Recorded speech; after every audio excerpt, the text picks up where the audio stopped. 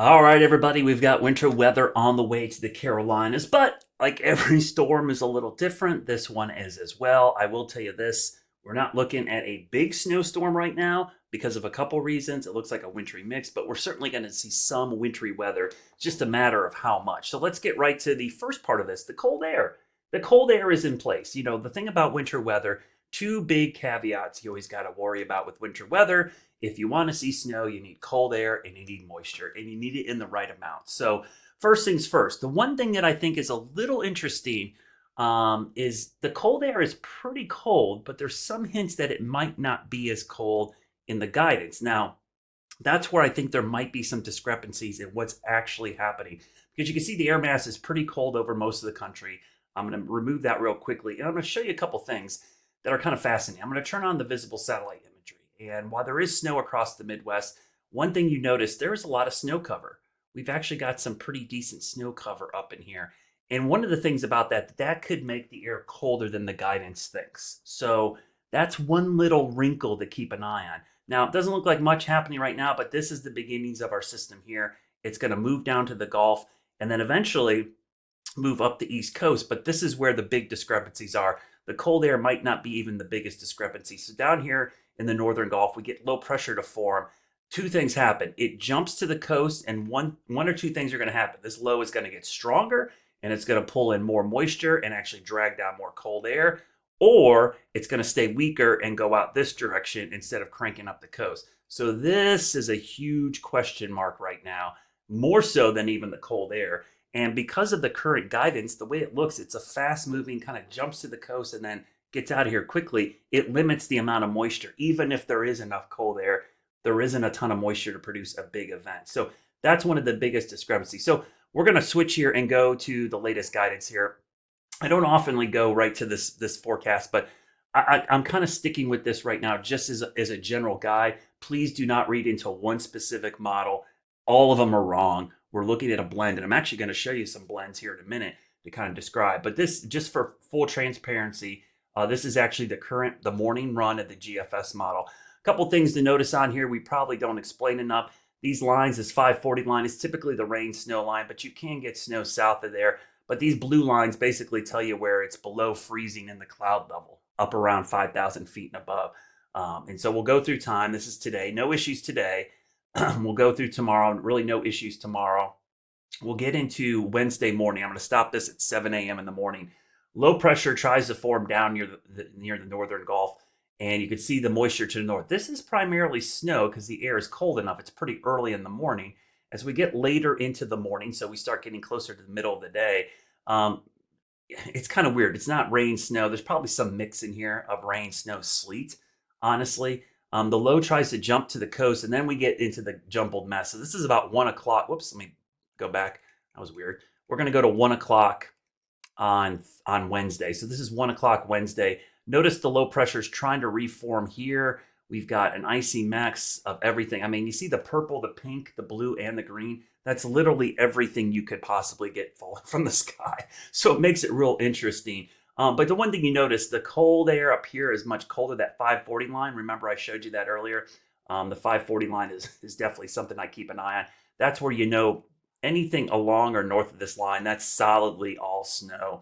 This is where you get into the dreaded mix right in there, and that's kind of what's going on. We can take a quick look at the sounding, which is always fascinating. I'm going to look for it close to Charlotte here. This shows you the profile of the atmosphere. And if you look carefully, the blue line is the freezing line. It's 30 at the surface, which is below freezing, but up here, 5 to 10,000 feet, we're getting closer to above freezing. And so the model or the guidance wants to call this freezing rain, but it probably could be freezing rain, sleet, or snow. It's such borderline. It kind of gives you an idea of like how close we are to seeing a little bit of everything. But you see the low. I'm going to go through time, quickly exit. And the reason I have high snow totals, I'm going to show you my map here in a minute up in here. That's the one area where it looks like there could be a big burst of snow before it exits the coast. What's interesting is, it changes to freezing rain and a mix in the afternoon over us. But then in the evening, it dries out. And then there might even be a few stray flurries that try to make it in here early on Thursday as the cold air. You can see the 540 line. Remember, the 540 line, look where it is on Thursday morning. So it's really cold Thursday morning. The problem is the moisture has gotten out of here. So it's really cold Thursday morning, regardless of what falls from the sky on Wednesday. We kind of missed our best cold air by a day with the precipitation, and then it's gone. So that's just kind of an example of one of the pieces of guidance. I'm going to show you one other piece of guidance here. We'll show you the European model just to give you. I always like to show both. Whoops, we're going to go just so you have a general idea on what each version is showing. And again, I'm not looking at one specifically, but they're kind of showing essentially the same thing with small changes. And that's the key, small changes. So European model, almost identical, kind of just a little bit further south maybe, but that's pretty consistent. You've got two of the major models kind of in the same. They showed a low pressure cranking up a little bit more and staying south, and trying to become a nor'easter. It tries to go up the East Coast, but stays far enough offshore where it's not a big deal. So let's get to the maps. This is what everyone cares about, right?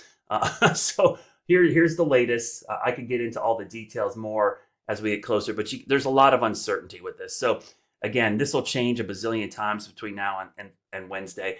I think generally a trace to an inch is probably the best. Interstate 40 north, maybe an inch or two.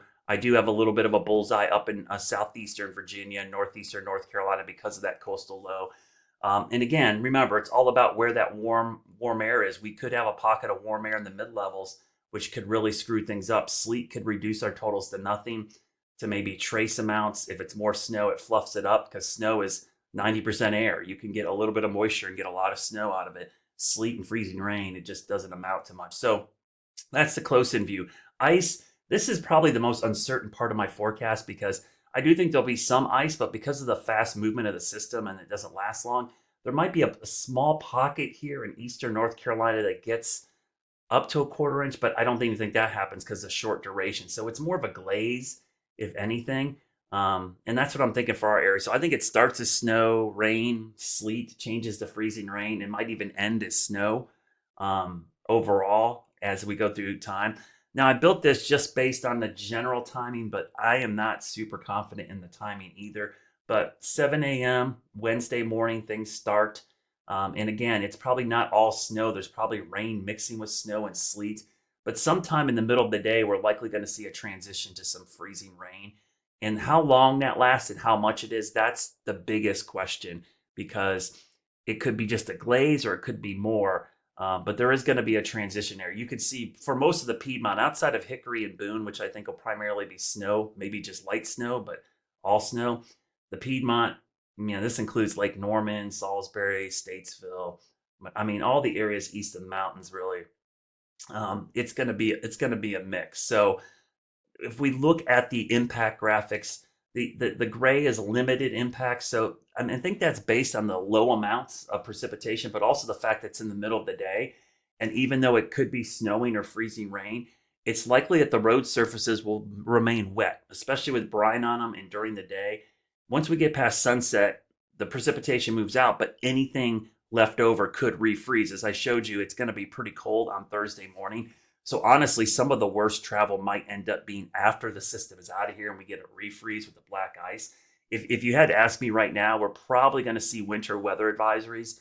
I wouldn't be surprised if later today we see some counties under a winter storm watch, just for a heads up, and that could be upgraded to an advisory or a warning at some point. So this kind of breaks it down in a nutshell. Wednesday morning to Wednesday evening, a mix of snow, sleet, and freezing rain. Probably the biggest issue is going to be travel. It's not enough ice right now to cause major power issues. It's not enough to cause widespread disruption. It's really just going to be slick roads, probably more so Wednesday night into Thursday morning, even though the precipitation starts on Wednesday morning. So if you want to change your plans, if you need perfect weather to drive in, I would wait till, do it Tuesday before the system hits, or wait till Thursday after the sun comes up and things warm up. If you don't want to be on the roads at all, even in the rain, you want to avoid Wednesday altogether. Me personally, I'm probably going to drive. I really have no issues driving this, but that's me. Remember, everyone's personal risk is different, but that's kind of the setup right now. I will continue to post updates. Don't expect this to be a winter wonderland or a big snow event. This is, again, a low-end event. Low amounts of sleet, ice, freezing rain, drizzle, all that stuff. It's not a huge event, but it could be impactful on the roads. And again, if I'm going to be, concerned of anything, it's going to be right here. This is going to be it. The travel is going to be the biggest impact we see from this system. Have a great Monday. I will be on air, obviously 4, 5, 6, and 11, WCNC Plus. You can stream us. You don't have to be in front of a TV, have a TV, be in our viewing area. You can watch everything on your phone. So get that WCNC Plus app or go to our website or app, and you can watch all the updates there live in real time from any device.